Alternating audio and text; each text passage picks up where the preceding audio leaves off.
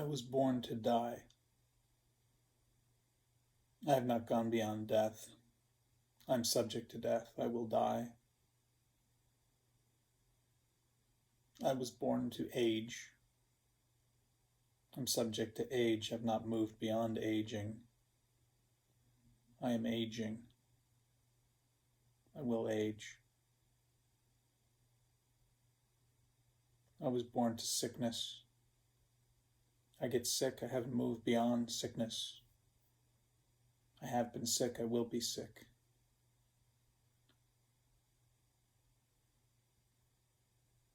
I was born to suffer in things I identify with, in manners of affection and preference, that which I prefer, that which I like, that which I love, all that I love, all that I like, all that I hold dear, I will be separated from, either when I die or at some time before, if I believe in separation.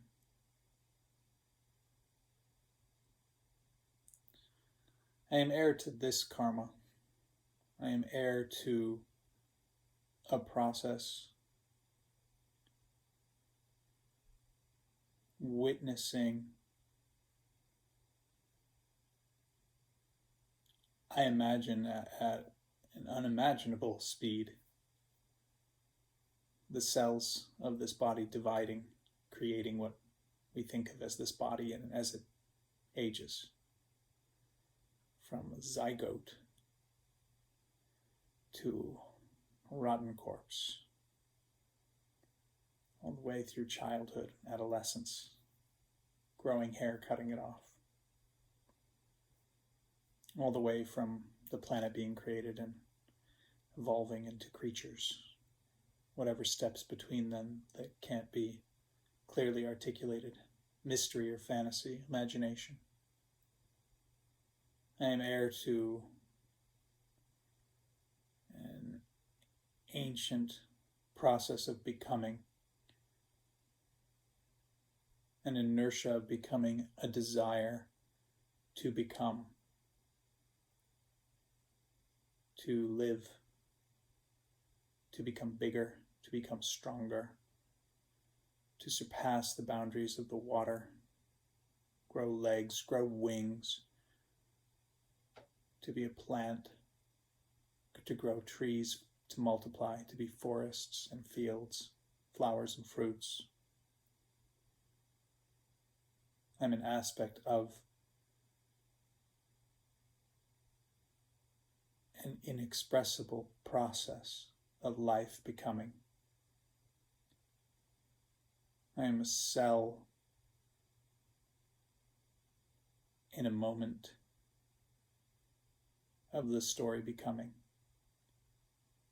participating in it through my breathing, my consuming, and my expression.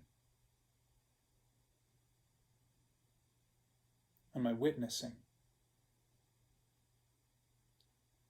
My job as an audience member. My job as a critic. My job as an author. My job as an artist. My job as a companion, as a lover, as a bastard, as a wounder, as a fool.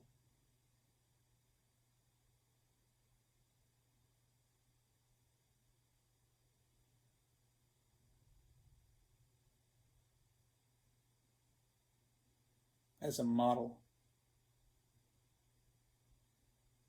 as an actor,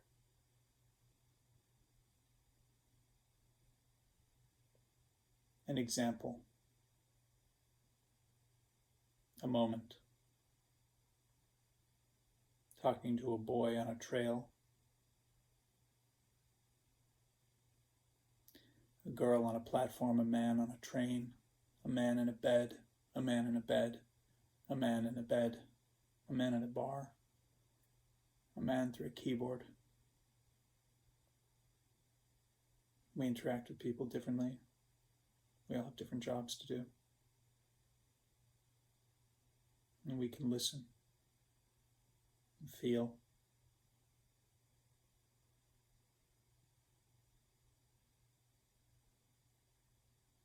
Tell impossible stories, all number of ways. Well, you see, you already are the hand of God, but by knowing you're the hand of God, then you get to be grateful to be the hand of God. Well, you already are the hand of God, but by knowing you're the hand of God, it's like sliding your hand into a glove that is made to do all that it needs to do.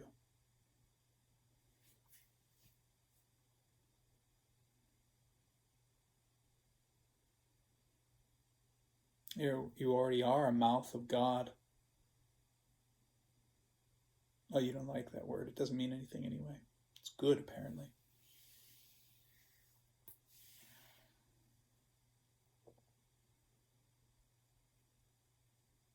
Free will, destiny. You're doing everything you need to be doing. You're doing a good job.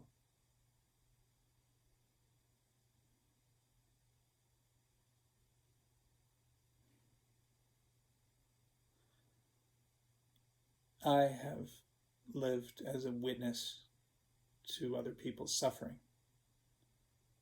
I have resonated with their suffering. I have suffered. I am suffering.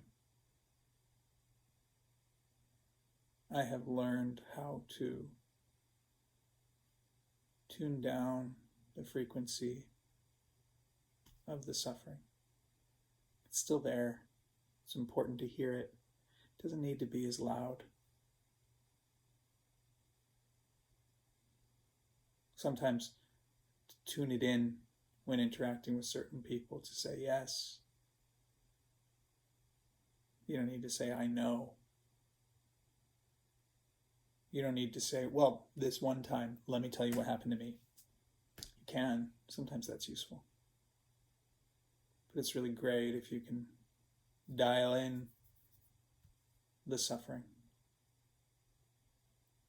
to understand the utterance, the action, the expression of people we witness.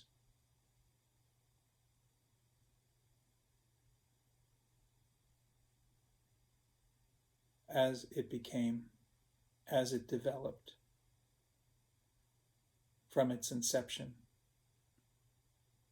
The fractal, the echo, the ripple through all of the ways,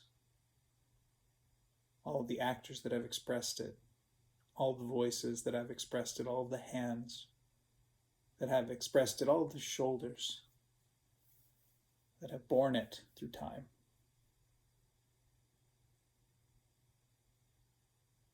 Someone's bad poetry, the same as a storm over a desert,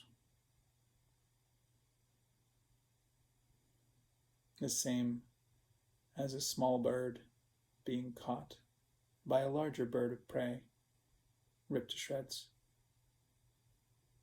on its way home to feed the chicks in the nest.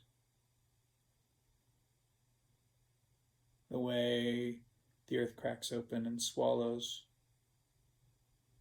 a civilization, the way the lava covers something that had taken a long time to become that way. The way the earth's crust devours untold years of creation, turns it back into the soup that our little sense of earth floats upon, the magma underneath what seems so solid and dusty.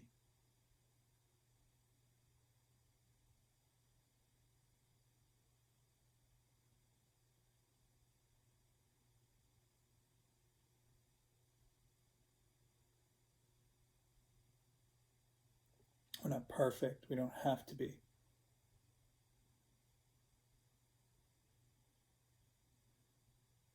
Nothing has to be any other way than what it is, and any way that something is just the way that it is, but it's always changing. It can't actually be fully known except through the experience of it. And when you see that dog whimpering,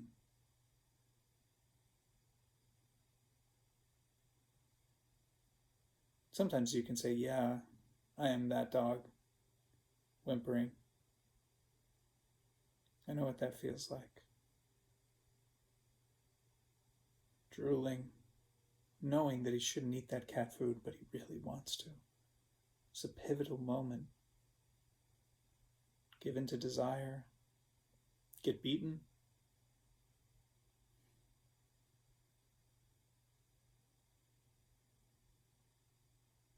Just have somebody pet you and call you a good dog.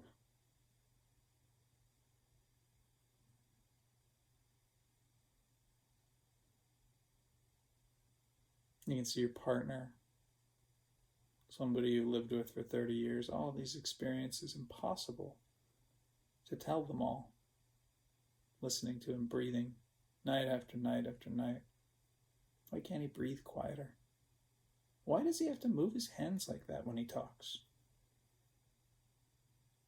It really triggers the trauma in my life. Why is he doing that to me? You can look at your partner and you can see you. I am that person who lives like this, who suffers from his partner's actions and knows not what he does. Just is. You don't get a prize. You can imagine you're in some game show reality of manifestation. But you can accept everything as it is, everyone as they are, let it be as it is, instead of suffering over what it's not or what it should be or what it could be. You don't have to.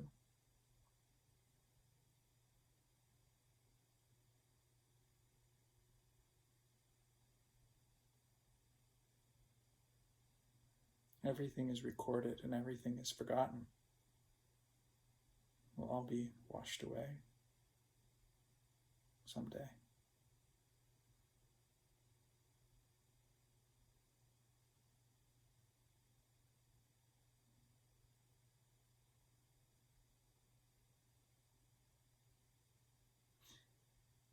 But you're free.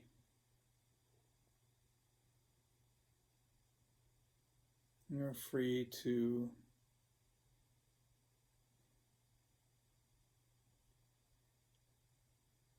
make decisions when you have the awareness that you have a decision to make. But you don't have to. You're free to be a sleepwalker. You are free to be a puppet. You are free to be someone's audience, or the character actor somebody is playing off of.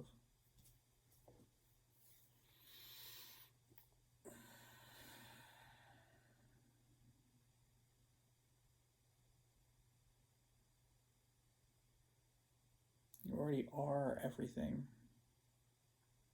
You're an infinite being having a limited being's experience. And at this moment, you're having it from a very specific perspective. You can imagine that you could close your eyes, and when you open them again, you're a child in India, or a woman in Australia who plays violin. And as a husband who loves her very much, you make music together, beautiful love, and have a lot of heartbreak in your family. Blessings that most people never get. Sorrows that most people never get, but far too many people have. And close your eyes. Be a woman who hates her husband. Close your eyes.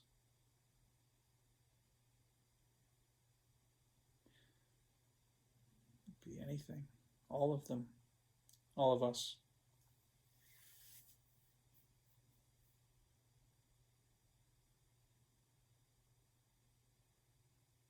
Simultaneously hold the wisdom of,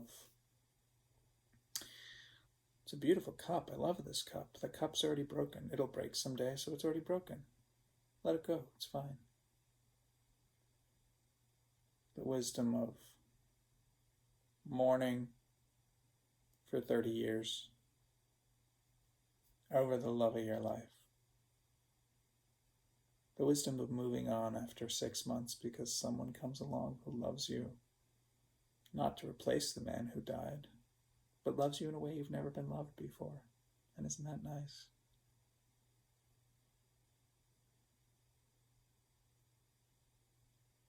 It's too much for one human heart or mind to hold. You don't have to. Every once in a while, it's really good to not hold it. To not hold anyone's stories, not your own, not your family's, not history, not the shows you see on TV, not your own story, not anyone's story, not anyone. To just release. Watch your breath, listen to the wind.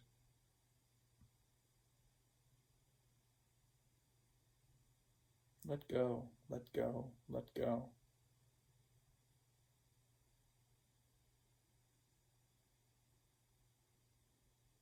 Hold on to the idea of peace, or wisdom, or trust, or love, or happiness, or gratitude.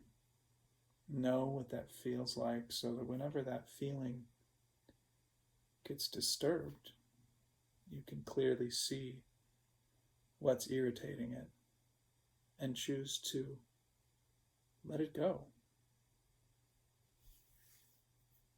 Choose to watch your breath and notice when it changes to say, oh, what pebble just dropped in the lake of my mind?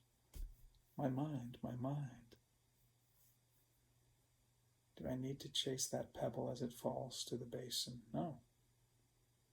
Let it go. What's happening with the breath right now?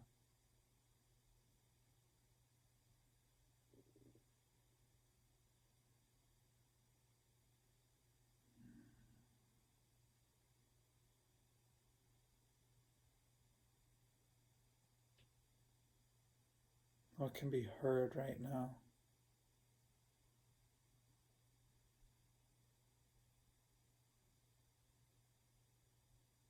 What can be felt right now? What are the hands touching right now?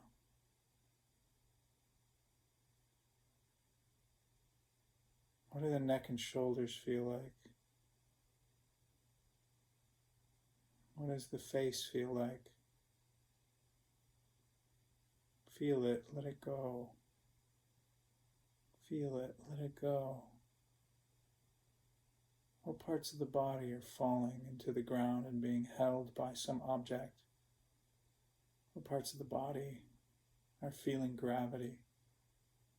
Let it go, let gravity hold everything.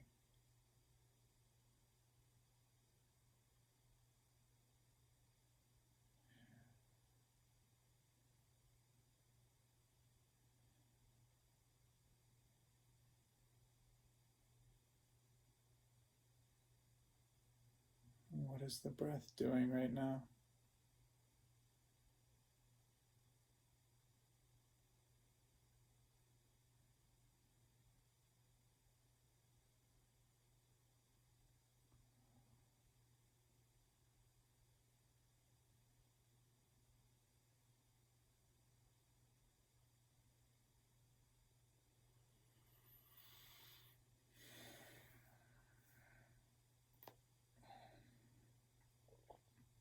All in time, all outside of time. Fortunately, we were born to die, and we die, this little bubble pops. The consciousness that's been animating it just dissipates. Unless it's been encapsulated and travels into a new bubble.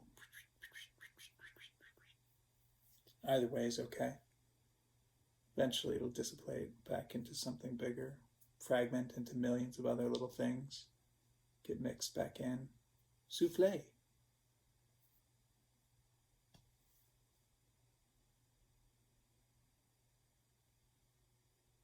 Sometimes we wake up, sometimes we're dreaming. Oh, it's good to see my old friend. He looks so much better than the last time I saw him.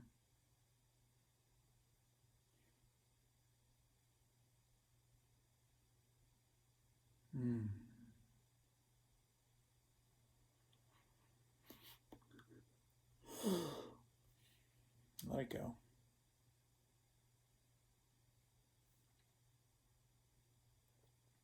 Rest in that feeling of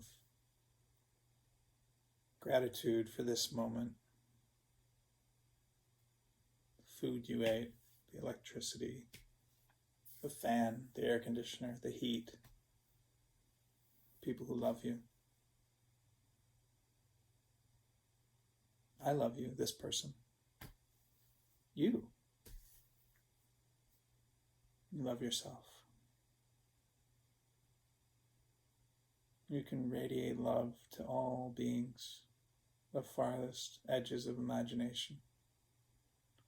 And you can receive love emanating off of every object, whispering at the origin of every sound, warming your bones from every direction. Love and acceptance as you are right now, and always as you change.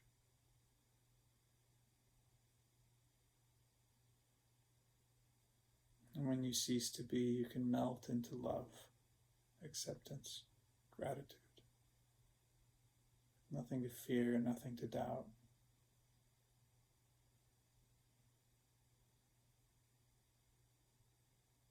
You don't need anything.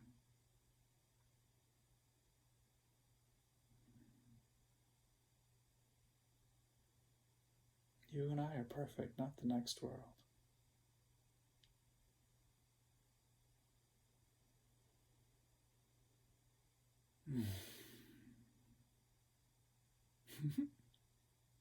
What a funny idea, right? Why not? Let's find our way to rest now. Dream. Rest. Release. Whisper into our own mind, I know who I am. In truth, as he says, as they say. I know what I'm here for. I know what my gifts are. I'm free.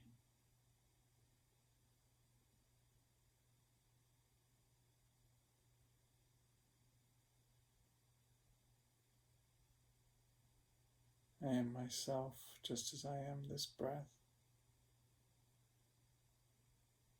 I am all that ever was and ever will be. I'm nothing.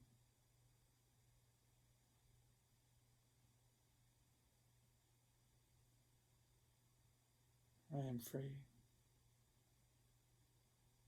And I'm grateful to play my part as it is necessary.